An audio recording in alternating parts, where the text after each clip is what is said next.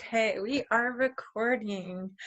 So, good morning. Right now, we're on lockdown with Thought Leaders, and I am speaking with Madison. We had a little time to chat and learn a little bit about what you do. So, could you introduce yourself and tell us a little bit about who you are and what you do? Yeah, so my name is Madison Butler. Most people know me or relate me to being the blue-haired recruiter, which it really is blue, it's just up. Um, and so I am the VP of People at Source Craft Cocktails, which is exactly what it sounds like. We make craft cocktails. And aside from that, I focus really heavily on DEI and the ability to be human at work. Right on. You told me a little bit about this craft cocktail thing that you're doing, and I really liked how you guys have just had to shift right now during this time Yeah. to be virtual, and you're normally an in-person events type of a company. So, can you tell me a little bit about what your company normally does and how this shift took place? Because you said it happened in like record time, really. Yeah. So normally, what we do is more of a B2B business, which when you are a company and you want to host a happy hour, you can't actually serve hard liquor because you don't have liquor liability. You're not a bar. And so we help bridge that gap so people can have really awesome events with really awesome cocktails. But we also carry liquor liability insurance. We bring you the bar. We bring you a curated cocktail list. It's something Fun. that is a little bit easier to make a memory around versus like that really crappy white wine you get in a plastic cup. so No, that's very cool. so since all of the world has kind of flipped on its head, it was really important to us to help keep bartenders working. They're a huge part of what we do, every day, day in and day out. Because when you do a B2B event, you get mixologists that come and work your event, and it's something they're really passionate about. And so right now, it's really scary when most bars are closed. So we've Mhm. really pivoted in kind of two ways. One is a B2B model. So we have 5 different markets that we deliver craft cocktails to your door, and a local bartender delivers it and makes it. And then we also do virtual happy hours as well with different companies who are looking to do kind of some team building events, and a bartender will lead it, walk you through how to like create your cocktail, which was also already delivered to your door by a bartender, and kind of give you some information about the alcohol you're drinking, about the drink you're making, where the name came from, and all of that fun stuff. That is really fun. Do you make some drinks yourself? I order our drinks like through the door. I ordered twice this week. So this week I ordered a spicy pineapple margarita, and I did bartender's choice last weekend, which was like they craft a cocktail for you that's not on our menu. And it was like a cherry rum runner. So it was like a cherry limeade with rum. Okay. I was curious what your favorite drink that they've made has been. I'm like a very classic tequila margarita kind of girl. Okay. So that's usually my go-to. We just put a strawberry margarita on the menu this week, so I will probably order it this weekend. Very nice. No, that is really fun. And I don't know if you already mentioned, how fast did you guys make that shift? Because that's a lot of coordination and communication that goes with shifting your business model like that.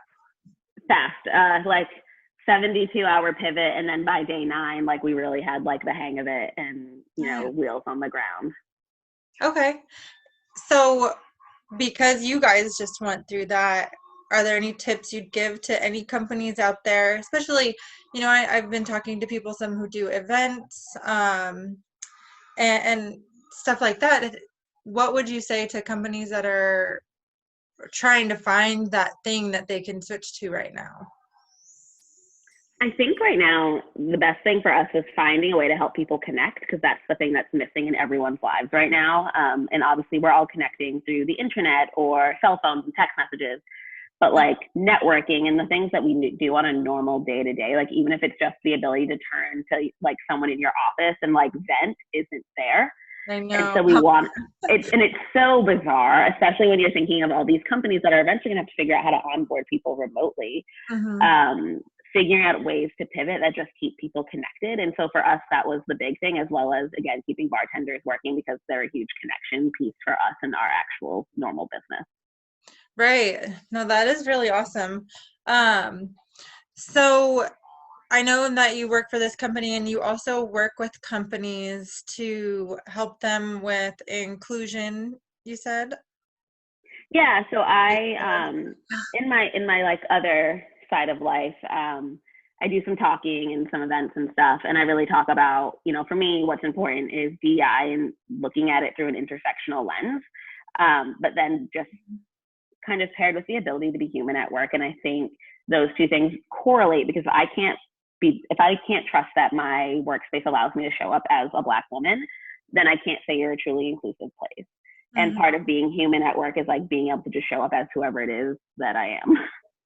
Okay. And when you say being human at work, it's just, does that go into like, being emotional or being able to just talk about things like in the workplace, or there's still things that you should like leave at home, like, what I'm saying? What exactly does it mean to be human at work? I think Yeah. the definition. And so I think part of it is, so like a lot of times people are expected to essentially like take off their human jacket like at the door and walk into corporate America and just like go on with their day. And that's just not possible. Like if you have had something happen overnight, like divorce, stuff that just happens, life happens. I don't think you necessarily get to forget that for your 8 hours of your workday. And so being able to bring that to the surface, like, hey, this thing happened and this is why I'm not performing as well as I normally would. I think that's incredibly important. But also when it comes to just like being who you are, and like as a Black woman, that means being able to just wear my natural hair, like the way it grows out of my head, and people not think that it's unprofessional, or the fact that I don't have to like turn on my phone voice from 9 to 5 because my voice might offend people. That's like, I stopped using it a long time ago. It's definitely still there, but like, a huge part of like bringing myself to work is just being able to be myself, because it's made me much better at my job by not having to focus on trying to put on a mask. And I think if companies realize, like, if you let people just focus on their jobs 100% of the time, they'd be much better at their jobs than focusing 60% on their job, but 40% on making sure that they like fit into this corporate box. I really like that, not having to be fake and not having to pretend to be something you're not. There's still like a level of professionalism. Obviously, we're all gonna be kind to each other, etc. But I really love that idea of really showing up as who you are. What do you think that says about like today, right now, we're all, well, not all, but many of us are working from home, and so we're not having to dress in those like slacks or wear things a certain way or do our hair a certain way or makeup, all that stuff.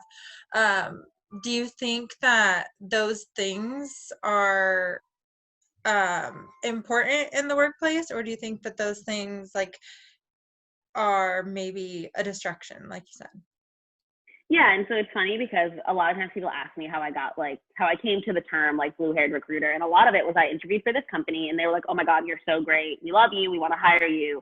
And then there was a big fat but after it, and it was like, but you need to change your hair, cover your tattoos, I need you to wear a dress, and I need you to wear heels. And I was like, whoa, that's a lot. But like, as someone at the time who was kind of like on the consulting side of the world, where I wasn't going to be like leaving my cubicle, most likely, like how did a dress and heels like make me better at my job? It was probably just going to make me annoyed that my feet hurt. And so I think obviously there are moments where you do have to be dressed up and you have to be professional, but when you're in an office just among your peers, I don't know if I feel like having to wear a tie and a suit jacket is necessarily important. And I think, startups in the tech world has done a really good job of kind of doing away with that. Like I've worked with so many CEOs now who wear jeans and like Converses, because like they can still do their jobs in jeans and Converses, which is like this weird thing to think about, is like they're just normal people. Right, exactly. And that's where you need to be in protective gear or something. I think that, be comfortable, be you. Do you see any shift happening with like hiring and leadership now that we're all at home? do you think that some people's biases might be less now that we're, just talking to people on the phone and stuff like that, as far as, you said they didn't like your blue hair or this or that. So do you think that a lot of that might kind of just fall to the side right now? So I don't know if I think it will fall to the side necessarily. So I think there are always things that people will be biased against, and it could be the sound of your voice, or Mm. they look you up on LinkedIn and they see you have blue hair anyway. And so I think there's no actual solve for bias aside from like actual self-awareness and the ability to like call yourself out on the things that you think and say and do on a daily basis. Because at the end of the day, like we're all still going to eventually, knock on wood, come back into like the normal world where we go into offices. And so that bias will just pop right back up. And so I do think now is a great time to be self-reflective of the things that you do think about when you're at work, or as a person who maybe changes who they are at work, thinking about how you perform differently by not having to do that every day. Right. Prior to us getting sent at home, were you already working from home mostly? So we have the option to either go into the office or not. We have mandatory like meetings and stuff that like I want to do face to face. But because we're in a couple of different markets, it's not like we're all together in one office most of the time. Previously, I was at a company that you were in the office all of the time though. Okay. And so have you seen a shift in any kind of like productivity or anything like that? I, in general, think lots of people are more productive when they have the opportunity to work from home. And now I'm definitely not saying that like I want this to be my new normal where I never leave my house again. But sometimes it's nice to just be able to like tune everything out and like either put on, like for me, what I do is I like put on a documentary in the background and just like heads down in my computer, just kind of like sound in the background. And sometimes when you're at work, you like get caught up in having conversations because you hopefully like the people you work with. Or you're like, oh, I'm going to walk to the coffee machine, or I'm going to walk to the snack room, and I'm going to do that a couple of times. And then it's like 5 o'clock and you're like, oh God, I've had so many almonds. Hopefully it's all good. Yeah. I do think this was a great tool for a lot of companies that weren't ready to like let go of that leash. Like I do think remote work should always be at least like a partial opportunity. Like maybe you don't want people to work from home 5 days a week, but I do think there is a world that it could be 2 days a week or 3 days a week, because you should trust your people enough to not need them in your eyes, like in your line of vision every day.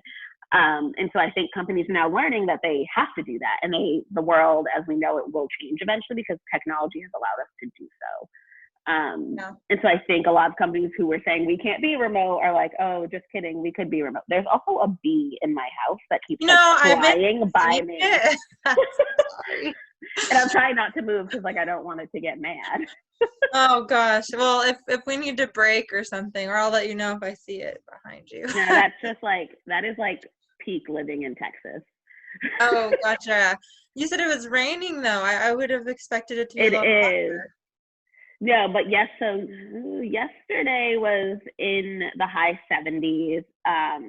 So we're in that like time of the year where the weather will fluctuate. It'll be like 90 and then it'll be like 50. So we're in that part of the year. It's really good for allergies. Yeah, allergies, wear layers, all of that. Yep. Okay. Well, don't get stung while we're, on here. I'll call, someone to send someone with the EpiPen if we have perfect. any issues.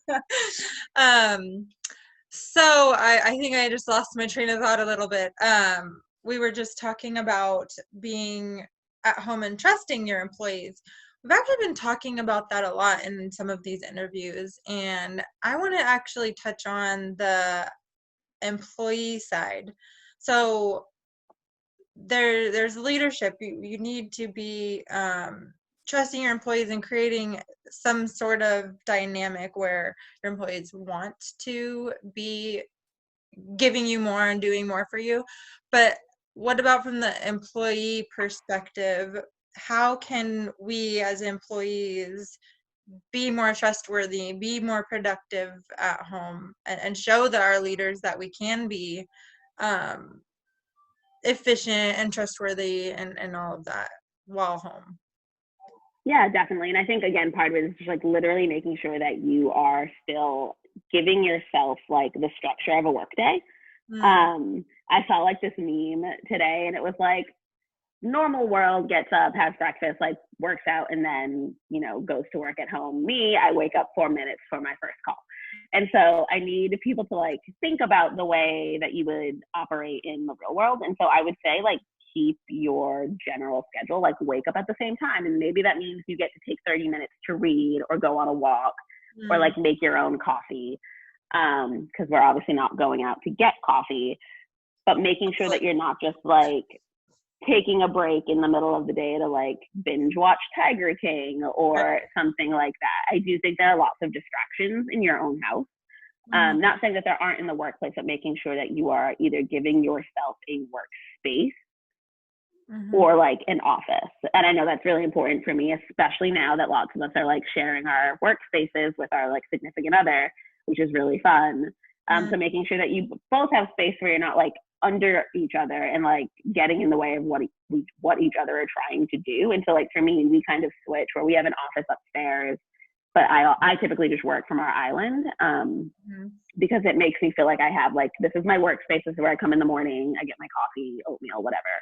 And he feels that way about the office, where he feels like if he's in the kitchen, he'll like want to turn on the TV or whatever. Okay, that's really good. I really like separating spaces. I've heard that a little bit, and I've been learning to also close my computer at certain times because I'll tend to just see it and then want to jump on and it's midnight or something.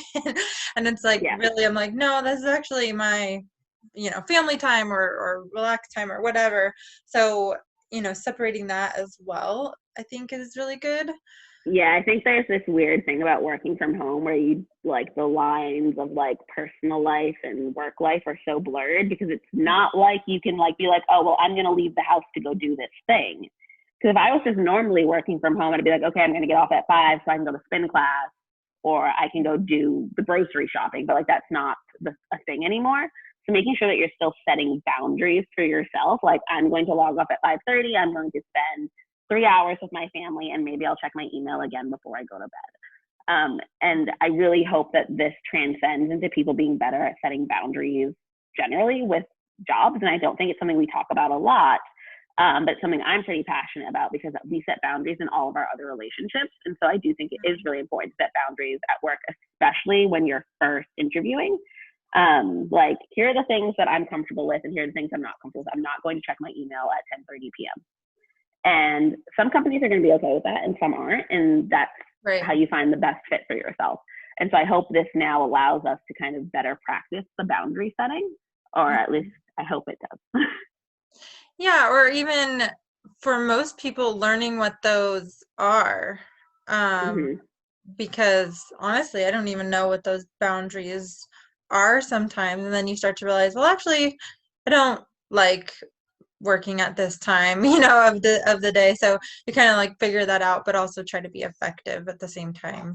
Yeah, and I think it's what works for everyone's very different. So like for me, I am definitely like better like early morning to like a normal work schedule. But there are some people who really thrive from like a 10 to 7. Like that is like their peak hours.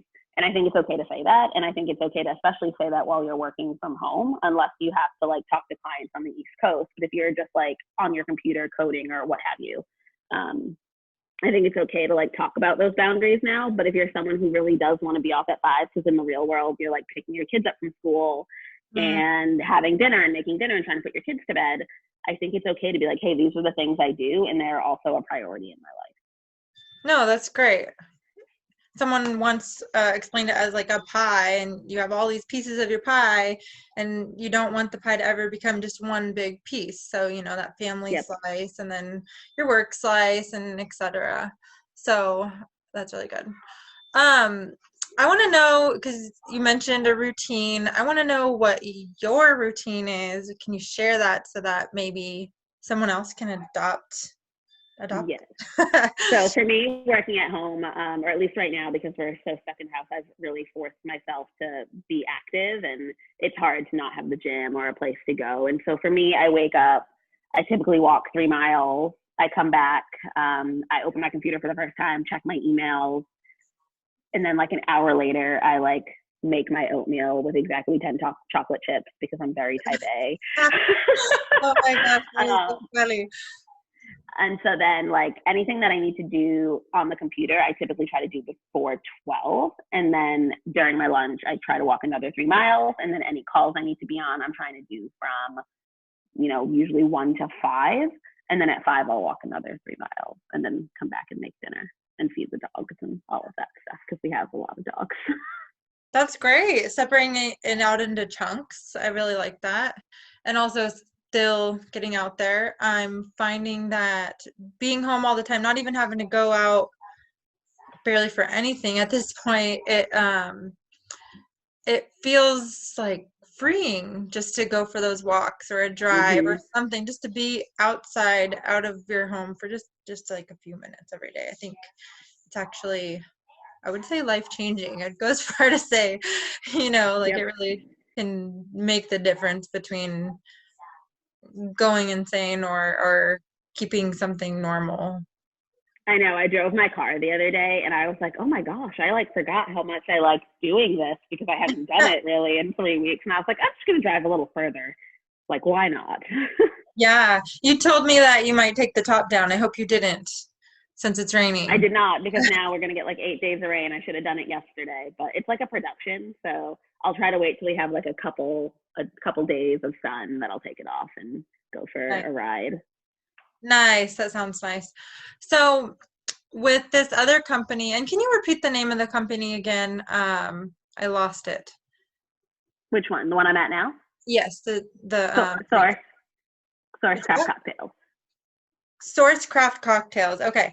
I really love that concept. And so you are doing some company type meetings right now. And I want to know what those like look like because companies need that inclusion and connection right now.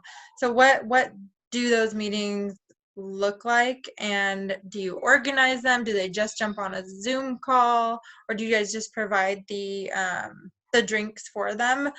Like how does it work? Yeah, so we, from the beginning, we obviously meet with your HR team or whoever does employee engagement, and we pick out typically 2 cocktails and a mocktail that you will send to your, maybe it's a team or like a big group that they can choose, and they have a deadline that they choose it by, and then the day of their happy hour, it'll be delivered to their door before the happy hour begins, and you do just jump on a Zoom, but the Zoom is initially led by one of our bartenders who walks you through making each of the drinks. Because essentially when you like look at our menus, it's almost like a Blue Apron for cocktails. So the mix is already mixed. And so now it's just about learning how to use your jigger and like use the appropriate amounts and what that all looks like and how drinks came to be. And because we have a lot. And then once the like team building piece of it is done, he'll leave and it'll just be like a regular happy hour for you and your team. So we won't like stay and like talk company chat with you. We'll exit and then leave you to your company stuff. Oh, that's awesome. I love that you guys jump on and you're part of it and you bring some inclusion. How many people would you say is a good number for a Zoom happy hour? Like when is it too big where it's actually not effective anymore? I don't know. Zoom now has so many like capabilities when you get into like their really big built out solution that I think it actually can work well for large groups. Me, myself, I like a maximum of 10, but that's because like again, type A, I like get really overwhelmed at like big dinner parties because I'm like, oh my God, I don't know when to talk. And so I feel the same way, but I know we've done some really big Zoom ones that have been a hit and they've had like lots of people. And so with Zoom, you can have up to 300 people, I think actually even more than that at a time, which is crazy. Do you have any tips for managing an extremely large Zoom meeting? Because I think some people are intimidated about doing too many people in a Zoom. I honestly think that I've maybe been on Zoom calls for like 5 people, but I don't think I've been on a call with more than that. So what tips do you have for those larger groups? Um, Yeah, so I've definitely been on Zoom meetings that have quite a bit of people, and I think the most important thing is keeping yourself muted until you're ready to talk. And so if everyone does that, then there's not like all this background sound, and so it almost feels like you're just in a regular meeting or a regular happy hour without the background sounds of a bar. And so making sure that you're also, I think using the chat function is also really helpful because you're also still chatting, but not like talking over each other. yeah. And it allows more people to kind of get involved in the conversation because not everyone is really outspoken and wants to like chat, out loud. And so being able to use the chat function keeps other people engaged who are maybe not as bold or as outspoken.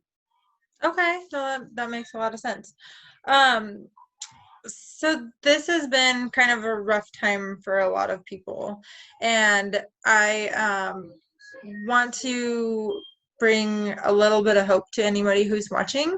So, what kind of tips for seeing the light at the end of the tunnel, or people who are at home getting discouraged? Maybe they don't like working at home because it's a little bit harder, and they're trying to find that inclusion. What kind of like message of hope would you give people right now that are feeling a little bit like, when are we going to be out of here? Yeah. Well, I think this is a great time to try and connect with people maybe in your company that you would have never thought to connect with. I know many of us are using Slack or Hangouts or what have you, and I think now is a great time to kind of form those relationships with people who maybe you wouldn't talk to because you work in your little HR pod, so you don't very often, connect with engineering. And so I totally encourage people to do like virtual coffees, which is just one-on-one the way you and I are, and just getting to know people in your organization that maybe you wouldn't have met. And then even further than that, having virtual coffees with people who you can have connected with on LinkedIn. I think right now, connection is like really what's keeping everyone like sane and going. And like that could be, I've said it, your connection to the internet, your connection to the people who deliver the wine, like it's all types of things. And so now is a great time to kind of work on the connections you wouldn't necessarily make if we were in our normal life where you're just talking to the same people every day. Okay, I like that. And for people who are now not able to work because their companies are just like, we don't have a place for you. There's a lot of people that are not working right now. What would you say for them for building that personal brand right now, so that they can find their next employment? Because it's a little bit different. You said not a lot of companies are hiring right now, so it is a little bit more rough. How can people stand out right now, whether it be on LinkedIn, on their resume? What can we do to stand above the rest and try to find that next thing if we're looking right now?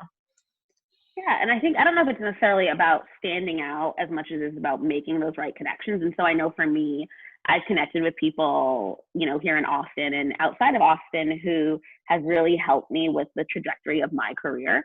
And that means kind of being able to put yourself out there on LinkedIn or wherever it is that you're connecting, whether it be, Austin Digital Jobs on Facebook or LinkedIn or Instagram or whatever, but being comfortable enough to interact with people's posts that you maybe don't already know.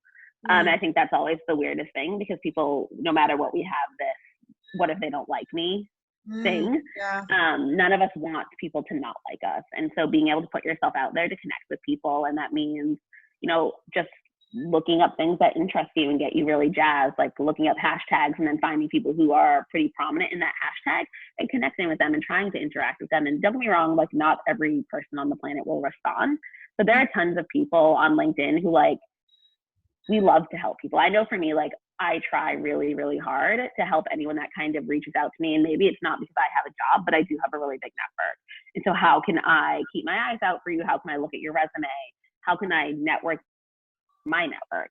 And there are lots of people like that out there. And I think finding those people and kind of finding like your essential virtual squad is really important. And I think it's less about having a brand and more about having the right people behind you. Yeah.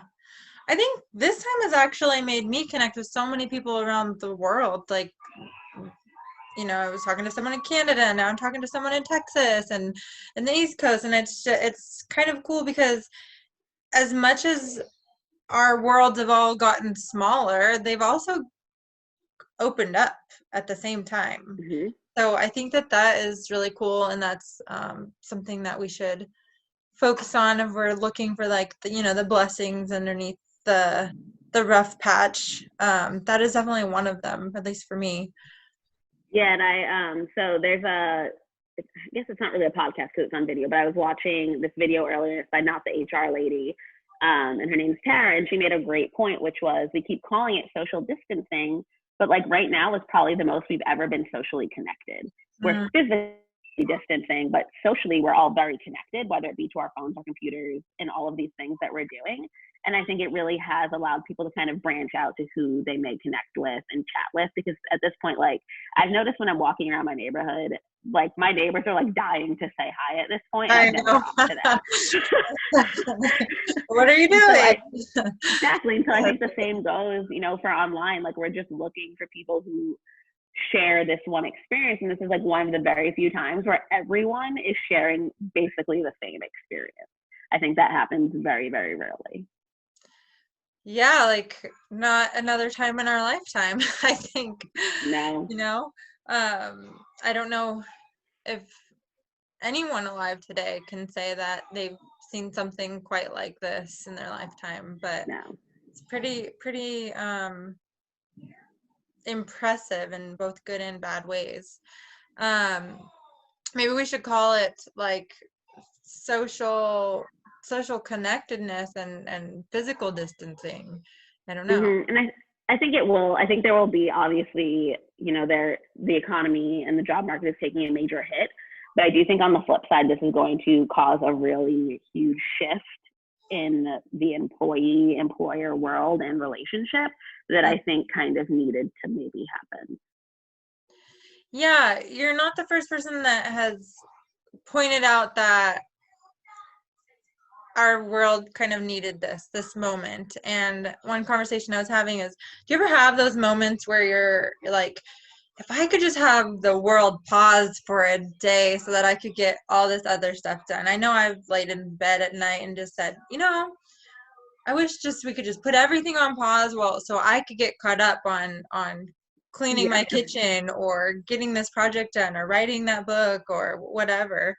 And essentially that's kind of what happened. Yep, 100%. And I think it was also like a really huge wake-up call for employers around how they treat their employees, because now every question that people are going to ask is, well, what did you do for your people during this? Love that. You better have a good answer, and it better not be, well, I pocketed all the money and furloughed my people. I think right now there's going to be a big shift around like, how did you handle this in a time of crisis? Like, did you actually treat your people like humans, or did we treat them like metrics? I love that. And I think if anyone's watching, I hope they made it this far, or I'll at least tell them, hey, the most important message on this video is that statement right there. I totally agree. How did you treat your people? And also, how did you rise up for your team as well? Because I think it goes both ways. The leaders need to,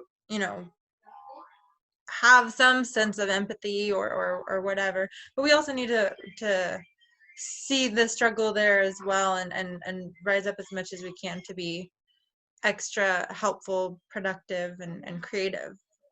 Yeah, and I think before this moment, so many companies harped on, we have cold brew and we have beer and we have ping pong and we have pizza parties if you like do your job. And like, no matter how many pizza parties you had, like how you treated people in this moment is going to overshadow any kind of snack you've ever had. And so I think it's going to really change the way that we view employer branding, because employer brand is super important to me, but I'm also tired of it being like, we have snacks. Like, cool, if you paid everyone market value, they could all buy snacks. And so I think there will be a big shift in like what actually ends up being important, within offices. Well, I don't know if you've ever tried macarons, but I mean, no, I'm just kidding. I do like those, but I could buy them. Yeah. Like everyone just paid people what they should be paid. I think that is such a great message to give. And not only that, but giving back to our community. I've seen this community in Sacramento really come together. I don't know about all the other cities and different places, but what have you seen in Texas or through your company, just through your eyes? What have you seen where you see people coming together and helping others?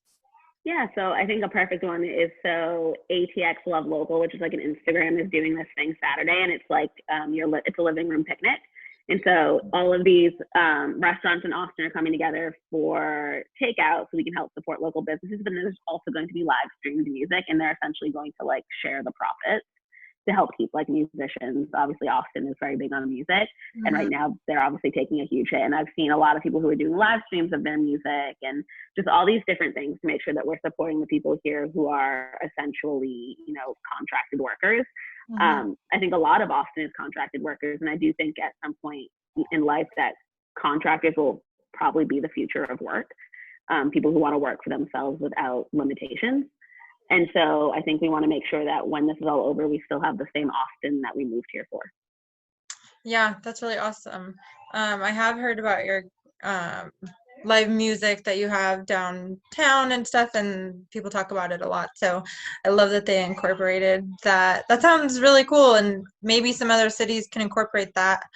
I know we in Sacramento have created, or not we, I didn't do it, but they created something called Unite Sac, where it's essentially a directory where they're offering live like workouts, and you can find resources for everything that you need. It shows all the businesses that are still open, where you can go order a coffee or lunch or whatever, so that those businesses can be showcased and still hopefully being, making a profit or staying afloat at least. So yeah, and I think that's the goal here, is making sure that obviously like takeout isn't necessarily all of these businesses business, but it is a way for them to, one, keep the lights on, but also keep their employees lights on. Yeah, that's really great. So I want to be conscious of your time right now, and I know you got more work to do in the kitchen. So just if there's anything that you'd like to add in closing, or any thoughts you'd like to give us on how we can give back, or a positive note to leave us on. Well, I guess I don't know if it's necessarily a positive note, because it's almost, so right now there's this like thing of like forced positivity where like be optimistic and like good vibes only, and I just don't think that's like a realistic thing right now. Like I do think there's a lot of privilege in being able to be optimistic, and we don't all have that. And so I do think if you have it, like I'm very optimistic, I want people to spread that. But I do think if you're scared or you're feeling fear or angry because you're missing out on events, I think it's okay to feel those things and not feel guilty for feeling those things. I think right now with social media, like you've got like two options right now, and it's like fear on the news or like overly positive stuff on Instagram. And I like read a post yesterday that was like, if you don't learn how to do something new during this time, then you've wasted your time. But like not everyone will have that benefit.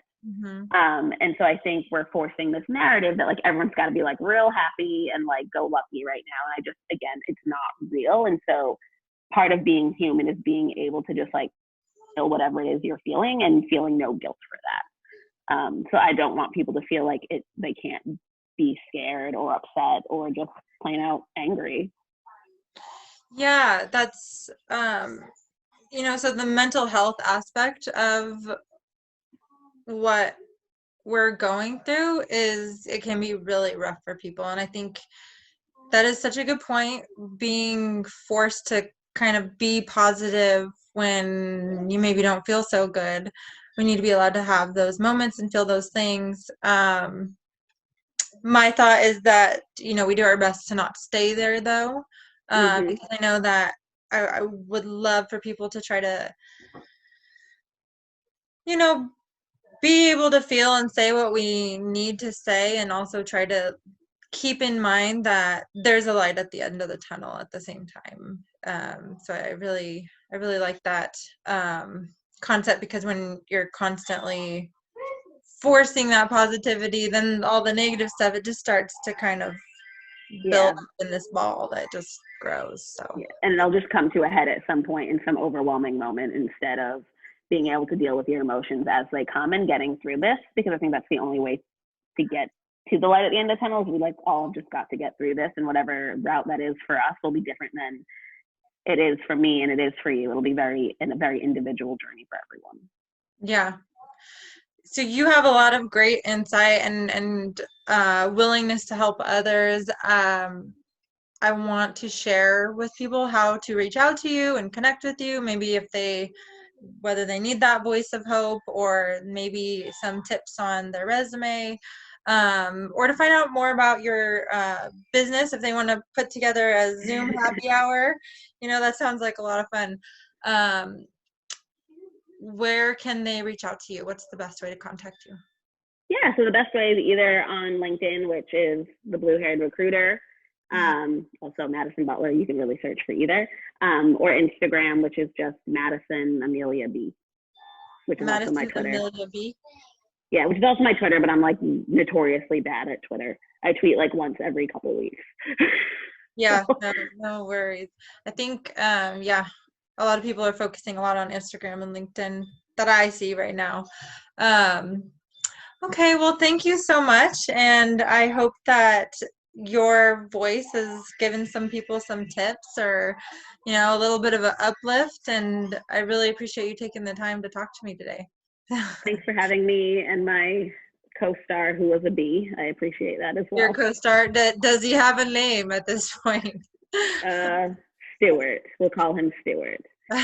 And hopefully he will leave my house without having to be forced out of my house. So